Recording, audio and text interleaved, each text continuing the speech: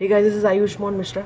तो आज हम बात करने वाले हैं शंखनाद के बारे में। जो मंदिरों में शंखनाद होता है या रोज सुबह पूजा के टाइम पर शंखनाद होता है, हर जगह होता है। तो इस शंखनाद का जो वैज्ञानिक महत्व है वो क्या होता है? काफ़ी प्राचीन समय से ये प्रथा चली आ रही है कि पुराने ऋषि मुनि जो होते थे वो भी यज्ञ से पहले शंख बजाते थे और यज्ञ खत्म होने के पश्चात भी शंखनाद करते थे। तो ये शंख जो होता है उसका क्या महत्व है, क्यों शंखनाद किया जाता है, इसका वैज्ञानिक महत्व है या भी एक अंधविश्वास के अंदर आता है सिर्फ शोर मचाने के लिए? नहीं, इसका वैज्ञानिक महत्व क्या है, आइए उस पर बात करते हैं।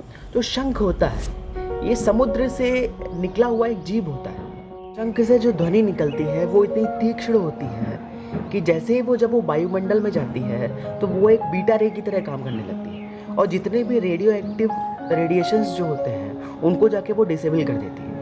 जो मोबाइल के टावरों से जो रेडियो एक्टिव रेडिएशंस निकलते हैं या आपके मोबाइल फ़ोन या कंप्यूटर्स वगैरह से जो रेडियो एक्टिव रेडिएशंस निकलते हैं, टेक्नोलॉजी के बढ़ते हुए जो रेडिएशंस हैं, स्पेक्ट्रम होते हैं जो वातावरण के, उनमें से जो वो तरंगे जो होती हैं, जो रेडिएशंस का काम करती है, जो आपको ब्रेन को भी डैमेज पहुंचाती हैं, तो उनको क्या करता है, वो शंख की ध्वनि इतनी तीक्ष्ण निकलती है कि वो तीक्ष्ण ध्वनि वायुमंडल में जाके उन रेस को डिसेबल कर देती है। जिसकी वजह से क्या होता है कि जो पक्षी हैं जो आसमान में उड़ते हैं, इनको परेशानियां कम होती हैं। कभी भी आप देखेंगे, अगर आपके घर में शंखनाद होता है तो आपके घर में पक्षी रोज सुबह सुबह आके चहचहाएंगे। पक्षी, अगर आप जिस जगह पे भी शंखनाद होता होगा ना, वहाँ पक्षी रोज आएंगे, क्योंकि पक्षियों को क्या लगता है, वहाँ से सुरक्षा महसूस होने लगती है। क्योंकि वो रेडिएशंस उनके लिए खतरनाक होते हैं। आपने फिल्मों में भी देखा होगा, जिस तरीके से रेडिएशंस उनको जो खतरा पहुँचाते हैं, उस खतरे से उनको बचने का एक सहारा मिलता है कि हाँ, अगर शंखनाद होता है तो शंखनाद से जो आवाज़ होती है, आप समझ रहे होंगे, जो आवाज़ होती है वो रेडिएशंस को डिसेबल कर देती है। इसलिए पक्षी रोज वहाँ पर जरूर आते हैं। अगर आप रोज पूजा के बाद अगर शंखनाद करते हैं, अपने घर में शंख बजाते हैं सुबह या शाम, तो क्या अगर आप 1 महीने तक कंटिन्यू करती हैं, आप 1 महीने बाद देखेंगे आपकी रोज की सुबह पक्षियों के चहचहाने की आवाज़ सही होगी। ये रियलिटी है। अब बात आती है कि पुराने टाइम पर शंखनाद क्यों होता था। उस टाइम तो टावर वगैरह नहीं होते थे। बात सिर्फ इसकी नहीं, बात है वातावरण की अशुद्धि की। जो ये रेज होती है, जो रेडिएशंस होते हैं, वातावरण की अशुद्धियों को बढ़ाते हैं और यही शंखनाद डिसेबल करने का काम होता है। तो पुराने टाइम पे क्या होता था, जो राक्षस होते थे, असुर होते थे, वो जैसे ही आते थे उत्पाद मचाते थे और वातावरण को पूरी तरीके से गंदा कर देते थे। इसीलिए उन्हें असुर कहा गया था। तो जो असुर लोग होते थे वो वातावरण में आके गंदगी फैला देते थे। तो ऋषि मुनि वगैरह जो होते थे अपना यज्ञ स्टार्ट करते थे। यज्ञ क्या होते थे? यज्ञ उनके वैज्ञानिक अनुसंधान हुआ करते थे। तो अपने जब यज्ञ स्टार्ट करते थे, अपनी कोई भी वैज्ञानिक गतिविधि स्टार्ट करते थे, तो उससे पहले वो शंखनाद करते थे और यही एक पूजा का महत्व बता दिया गया। तो शंखनाद जब होता था तब उस ध्वनि से उस अशुद्धियों की दूरी होती थी, उस वातावरण एकदम साफ होता था।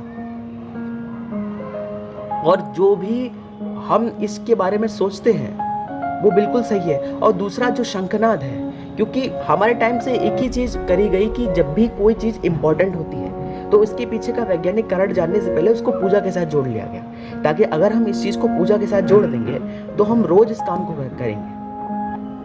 आप शंखनाद भी एक बहुत ही महत्वपूर्ण चीज है, इसको भी एक पूजा के साथ जोड़ा गया कि रोज पूजा के टाइम पे आपको शंखनाद करना है। इससे क्या है, आदमी करेगा। और यही हमारी प्राचीन परंपरा चली आ रही है शंखनाद करने की। कोई भी इंपॉर्टेंट काम होता था, जो भी जिसके पीछे एक वैज्ञानिक कारण होता था, उसको पूजा के साथ जोड़ दिया जाता था, ताकि आदमी आने वाले चिरकाल तक इसको करता रहे।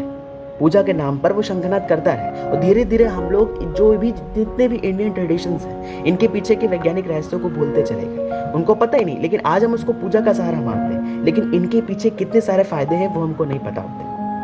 तो प्राचीन समय से जब असुरों की गंदगी को दूर करने के लिए शंखनाद किया जाता था, उसी समय से चला आ रहा। आज वही असुरों की गंदगियों की जगह जो है वो रेडियो एक्टिव रेडिएशंस ले ली, जो कि शंखनाद की जो शंख होता है, जिससे तीक्ष्ण आवाज निकलती है, उससे डिसेबल हो जाती है। तो इसके पीछे यही वैज्ञानिक कारण है। और मेरी एक विनती भी है कि आप जितने भी लोग हैं, सब लोग रोज सुबह जरूर शंखनाद किया करें। एक बार दिन में जरूर शंखनाद हुआ करें पूजा के टाइम, सुबह या शाम की पूजा में, ताकि जो वातावरण में जो पक्षी हैं उनके लिए ये सही रहे और आपके लिए आपकी जीवन भी अनुशासन तरीके से चलता रहे। ये बहुत इंपॉर्टेंट है। आई थिंक कि आपको ये चीज़ समझ में आ गई होगी कि शंखनाद के पीछे का क्या विज्ञान है।